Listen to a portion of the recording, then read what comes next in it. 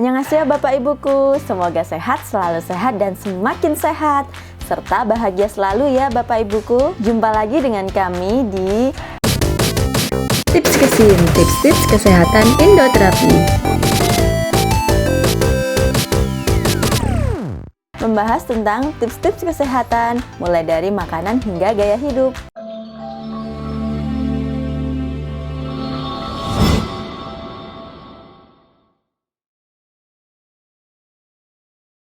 Kandungan air dalam tubuh manusia adalah 60% sampai 70% dari berat tubuh. Air sangat penting bagi organ-organ dalam tubuh untuk bekerja dengan baik ya Bapak Ibuku.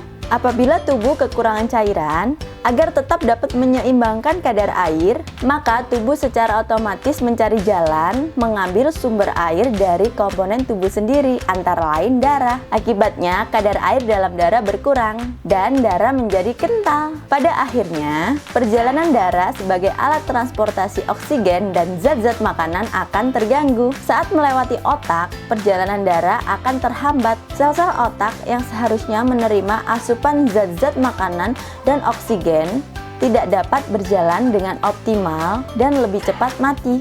Keadaan seperti ini yang akan mengakibatkan penyakit stroke ya Bapak Ibuku.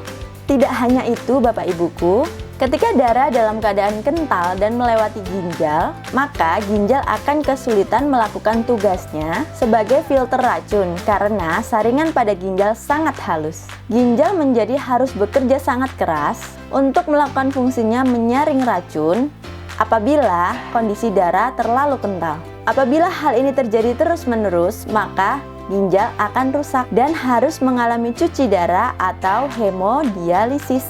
Begitu krusialnya peran air dalam tubuh kita. Maka pedoman untuk selalu menjaga asupan air yang cukup dengan minum minimal 8 gelas per hari adalah keharusan. Karena tanpa kita sadari, kita pun akan kehilangan cairan melalui keringat, urin, feses, bahkan saat bernafas hingga 1,5 liter per hari. Nah, coba Bapak Ibuku ikuti beberapa tips dari kami untuk mencukupi cairan harian kita sehingga organ-organ dalam tubuh dapat bekerja dengan baik. 1. Siapkan botol air minum bening di meja kerja ataupun di dalam tas. Usahakan minum secara teratur meskipun keadaan tidak haus. Gunakan botol berwarna bening agar Bapak Ibuku bisa melihat sudah berapa banyak Bapak Ibuku minum saat itu. 2. Makan buah berair atau smoothie sayuran.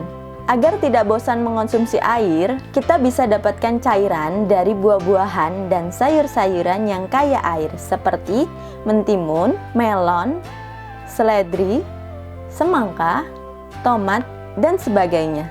3. Minum air putih saat kita makan, termasuk saat makan snack atau cemilan. 4. Minum air putih sebelum tidur dan saat bangun pagi. 5. Tambahkan rasa buah-buahan pada air atau infus water.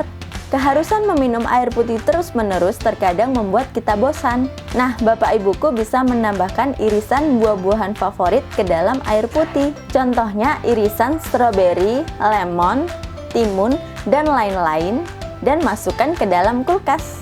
Jangan lupa beri daun mint ya Bapak Ibuku. Kesegarannya dijamin membuat kita bahagia minumnya. 6. Jangan terlalu banyak mengonsumsi minuman berkafein seperti teh dan kopi karena bersifat diuretik atau rangsangan untuk buang air kecil yang bisa menyebabkan dehidrasi karena hilangnya cairan saat terlalu banyak mengeluarkan cairan. 7. Minum air kelapa. Minum air kelapa 1 gelas sehari membantu memenuhi kebutuhan cairan tubuh karena mengandung elektrolit alami.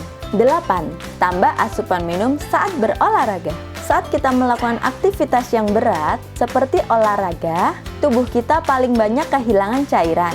Cegah dehidrasi dengan menambah asupan minuman ya Bapak Ibuku. Baiklah, segini dulu ya Bapak Ibuku. Saya kira apa yang kita bahas kali ini sudah sangat jelas ya Bapak Ibuku. Jangan lupa like, comment, subscribe, dan share video ini agar seluruh dunia tahu cairan dalam tubuh sangat penting. Saya Aulia pamit dan tim kantor pusat pamit. Sampai jumpa. Terima kasih telah menonton.